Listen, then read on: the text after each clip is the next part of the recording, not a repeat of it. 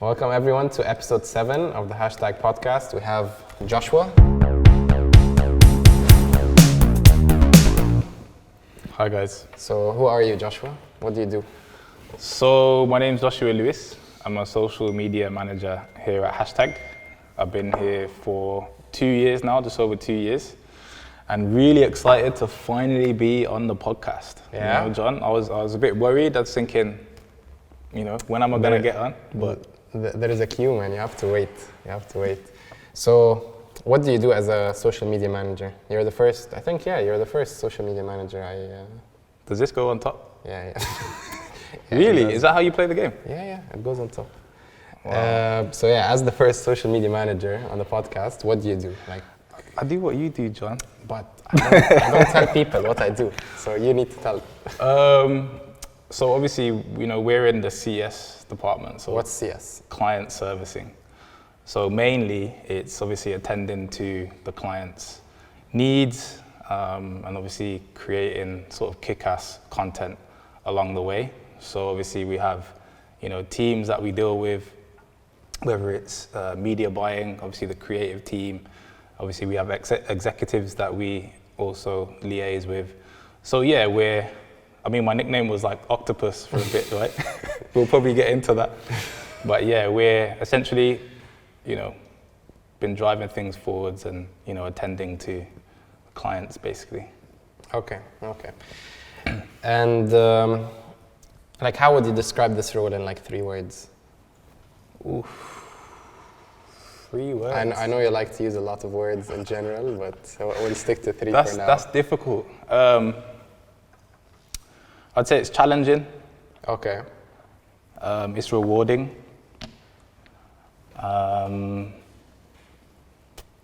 Challenging, rewarding. Give me another word, John. Come on, you're a manager too. Challenging, rewarding, and dynamic. Huh? Dynamic. There's always things changing. Yes. You can plan to have things one way. Rarely gonna go exactly according to plan. You just need to definitely improvise. It is not any same day is the same. Not any day is the same, basically. There's always something that we need to attend to. Like this podcast, you don't have it every day. So what do you think you need? What does anyone need to be successful in this role? There's a few things, and I think we've got into this in the past. Off camera. Yeah, off camera. It's is it going to come out the same way now? But I'd say on a higher level, you need to be able to tap into both sides of your brain in terms of, that creative side and that sort of analytical side. And then there's a lot of soft skills, I think, that are important. To be honest, you need a lot of resilience. Character is obviously something that we look for sort of when we're hiring. You need to be able to be organized, multitask, communicate. Any keyword that you can think of basically is what makes a good social media manager or at least a good executive. So I don't know if I said this on the podcast before, but I have this theory that everyone kind of has the same job, which is you have knowledge in one area, you're just dealing with people.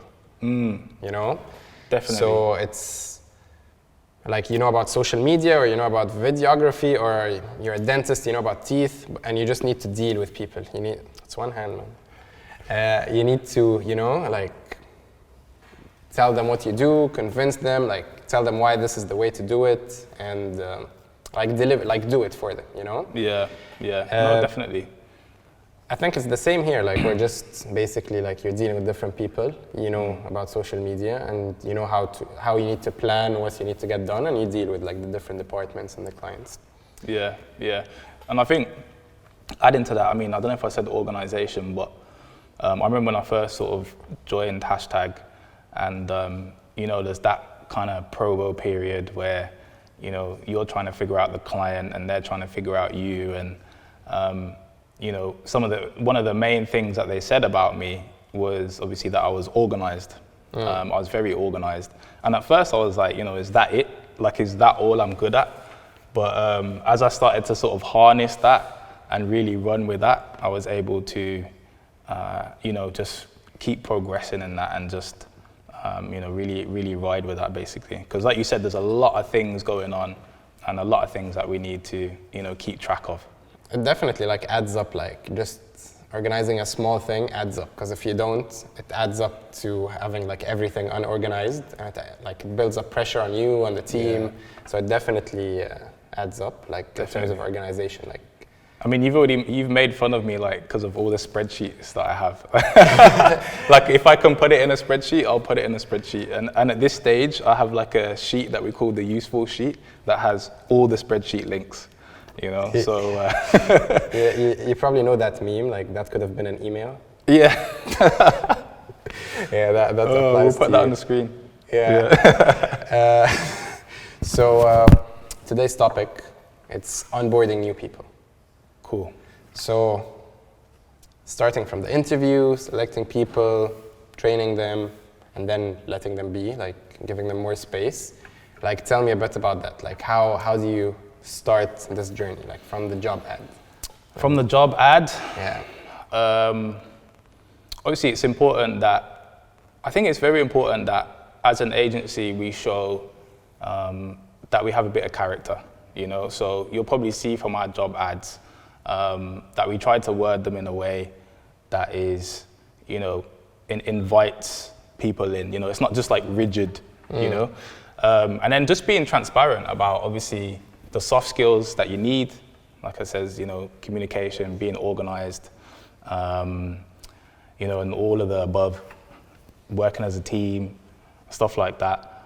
And then obviously just, I think transparency is key, and saying obviously it's going to take a bit of hard work and resilience and stuff like that. So, and then obviously next stage for us is usually like the interview, or maybe we'll get on a call, right? So I mean, you've refined this process of like building a bit of a checklist, and being able to check those things off. Like what kind of things would you say, John, that you put in your checklist? Because it's actually helped me as well. So I have like two main things.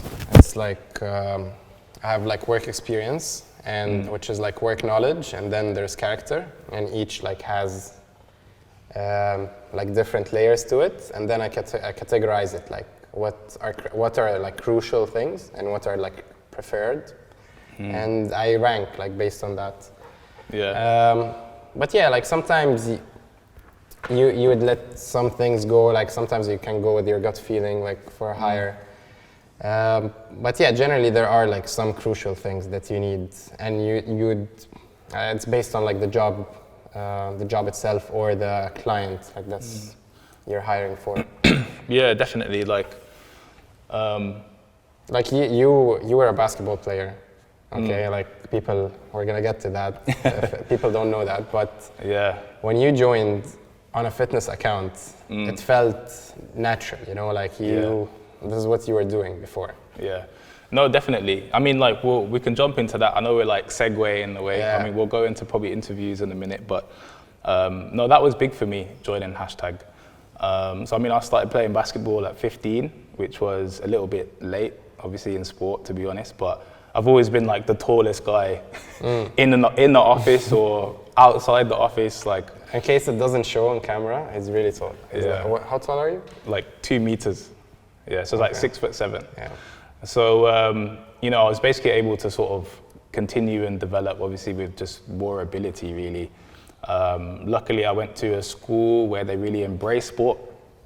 So I met a good group of guys, and you can see I'm like going down on the tangent, but, we would play ball like every day, rain, sleet, and snow. Obviously, it's in the UK, and just go into class just all soggy and dirty, and that was the culture. We loved basketball, and then just excelled after that. I got called up for Great Britain under 20s, so toured around Europe, played in the Macedonia European Championships, then sort of went to California for 2 years, played out there, and then had a stint of like professional ball too, like in Germany and the UK, and then came out here, and I think we're probably going to go into coaching, but when I came out here to Dubai, I was now sort of going to focus more on at the time it was like more IT and digital marketing.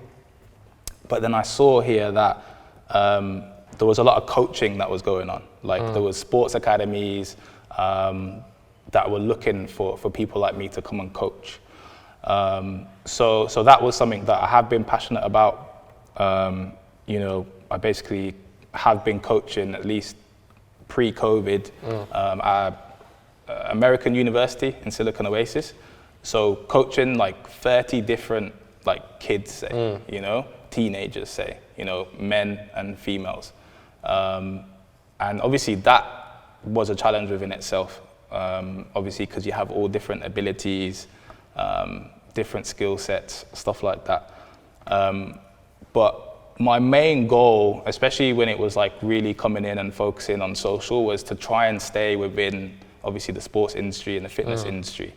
And so, yeah, like coming back into that question, you know, knowing that obviously it was a big fitness brand here in Dubai that I was gonna be on board with, you know, was really sort of, I think really helped as well, like adjusting to agency life. Because previous to that, I was like client side. And aside from like the sports knowledge, like how did being a coach help you in this role? So yeah, like basketball like taught me a lot. And I think one of the main things was just learning how to win. That's something that, you know, through a lot of losses and through, you know, having to be on different teams and work with different people and having different coaches, sort of helped me sort of at least see or figure out that process of winning. And, you know, coaching these guys, I mean, because you could reverse that question and say, like, what does it take to be a coach? And I would say having the experience is key. Obviously, having played for like 10 years, I was then able to like, it's like pattern recognition. You know, I'd see something on the court and I was like, I've been through that, I can coach through that. I think the next thing was like communication. Obviously right now, John's like, this guy is going off on a tangent. No, it's fine. But I think communication is key, you know, especially when you're trying to be a leader or you're trying to like steer a team in the right direction. And patience. I mean, you know, I think you said to me, John, like there's certain situations that maybe John would deal with differently, and I don't know, I've just had this sort of natural patience about me, which, I mean, it can be a gift and a curse, you know, like I'll be sitting on the couch, I'll order like, I don't know, chicken wings like yesterday, right? And I can sit there maybe forever, and, you know, I wouldn't be like, you know, thinking, like, say for example, it goes past 30 minutes, right? People are gonna be like, where are these chicken wings at? But with me, I'm like, you know, it's coming, like, it's fine, you know, telling my friends, like, it's fine, it's gonna come. You know, another 15 minutes goes by, 45 minutes, it's coming. Oh, shouldn't you check? And then you notice the order to the wrong address. Exactly, it's coming to the office, you know? So that can sometimes be a bit of a curse, like, you know, you think things are gonna come and it's not gonna come. But no, I think patience is key. So those core kind of skills that I learned on the court, I feel like I've naturally been able to bring to hashtag off the court. Okay. And okay, like once we interviewed, like what do you do to onboard? How do you make sure that someone has the best chances like to succeed in this role? Because I know like when you joined or I joined, it wasn't like the perfect scenario. Like we didn't have much time with the person before us, like both of us. So now that you're onboarding as a manager, like how do you train people? How do you introduce them to like how we do things, to the accounts? Yeah, definitely. I think, I was just actually reminiscing. How do you coach them? Yeah, I was reminiscing on like when we joined, and it was like just before COVID like kicked in. Like I was like March 2020 and you was like January 2020 around then. And yeah, it was a very fast handover, and then obviously COVID hit and communications plans changed. It was tough, but I'd say having all your ideas and processes on paper to start, like having Excel sheet? Excel sheet? Yeah, Excel sheets, like hundreds of them. No, but having, and I think at hashtag become better and better at that. Like I've saw more documents that again are nice and visual, you know, talk about the different processes, the different departments, you know, what to do and maybe what not to do. And I think giving time to sort of read through that is key.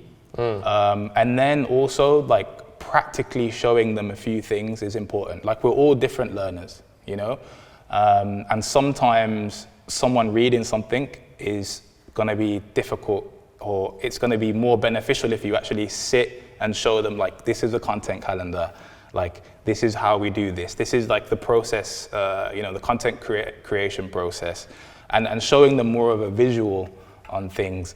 And then I think just slowly giving them tasks and basically just trying to do the opposite of what happened to us, which is like not just dumping everything on them straight away, and just giving them a bit of time to just get used to the environment, get used to processes, and obviously the different you know, people that we have working here.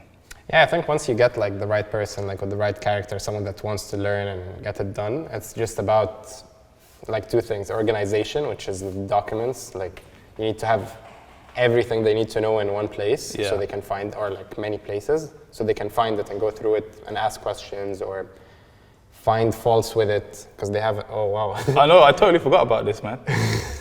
Because they have like a different perspective, you know, coming from a different place. Yeah. And then it's just time. It's just time, like letting people get on with it, you know. Yeah. No, definitely. And you know, going back to the coaching side of things, like, you know, even us, like we're always, well, and I'm thankful for hashtag at that, because I think we've always been in a situation where we're learning and growing, you know. And one thing that as a manager, which I think is important, is everyone evolves, and that's one of my favorite sort of sayings, like everyone is evolving at a different pace. And so as a manager, it comes back to that kind of patience thing where, you know, you may think you've given like a fantastic document, you may have showed them everything, but at the end of the day, you then have to sort of step back and have a bit of faith and belief that this person is, you know, gonna start to move, you know, eventually at the pace that they want, that you want. But I think like you shouldn't step back too early as well. Like, no, of course. Because that will, it seems like you're saving yourself time, but later you'll find out that you're wasting your own time, because you'll have to jump back in and it's gonna take longer. This is one thing I learned, for example, like now when I'm onboarding, I take way longer than what I used to do before with new joiners. No, definitely. I mean, again, as a manager, like, I think the time that you put in, you know, is basically you're hopefully gonna get out. Like, it's gonna be your ROI in the future, you know? And if you know that you've obviously put in the time and you've been very clear, you know, and maybe that person unfortunately isn't getting it, then at least you can say, well, you know, I've tried my best, and you know, it's just taken that person a bit more time. Yeah. So any advice for someone that's joining new, like not someone onboarding, someone being onboarded? What kind of advice would you give them? I'd say, you know, just be open-minded. You know, even though maybe you've come from another agency, you know, hashtag could have different processes to what you've, you know, been used to. So I think being open-minded, you know, and asking questions is great. Yeah, asking questions, you know, especially in those initial stages, is totally fine. And your manager's actually going to appreciate that, because it shows that you're actually digesting the information and, you know, really, you know, trying to understand what's happening. And then, as we know for agency life, just have a will to win. Like, just if you feel down one day, or, you know, you feel like today hasn't gone your way, like, just keep pushing. Because I think that's generally how we've got through things, is just that will to just keep going, and, you know, showing character, and, you know, not necessarily looking too tough at, you know, like tough times, and knowing that it's just temporary, right? You know, we've been through a lot of situations, and that's that's probably for another podcast. But yeah, you know, I think resilience is key, you know, and character, you know, is key too. And it's fine to make mistakes. Like, I think it's fine as long as you learn from it. Like, some people take it too, like, harshly. I think it's, like, actually, the more mistakes you make, like, assuming it's different mistakes, the more you learn. Assuming, like, again, like, you're making different mistakes, not the same mistakes over and over again. Yeah, and I think it's being able to take feedback. Like, that was something that I learned on the court. You know, at 15 years old, I'm getting screamed at because I'm running in the wrong direction, you know? And it's not taking that too seriously. It's just trying to really, like, pinpoint the message. And, you know, you have to kind of leave work at work and not let that get maybe into your personal life and think, oh, my manager had a go at me today, or, you know, this, that, because at the end of the day, you know, we just want people to succeed, right? You know, we just want to be successful. It may come out the wrong way, even though for us generally it doesn't, but some managers just have their own way of doing things. But yeah, just try to take the nuggets, you know, and not take it, you know, too personally, and just trust the process. Trust the process, you know. That's something that we both had to do, I think. And it's always like aim to learn, like improve little things. Like just ask that one question, even if you think it's a silly question. It's not. It's better to like actually feel silly for like a minute than to not know for a long time. Because as we know, those small things can, like you said, can add up and become bigger things in front of people who, you know, you're probably meant clients, to know. Essentially your clients who would expect that, you know, you know these things. So cool, Josh. So, yeah, man. This is the longest episode so far. These guys keep nagging, so we're gonna end it here. You wanna add anything? Yes. No, I'm not gonna bore you with anything else. Thanks for having me, guys. It's been a pleasure, John. I think these podcasts are great. See you on the next. Thanks, man. See you on the next episode.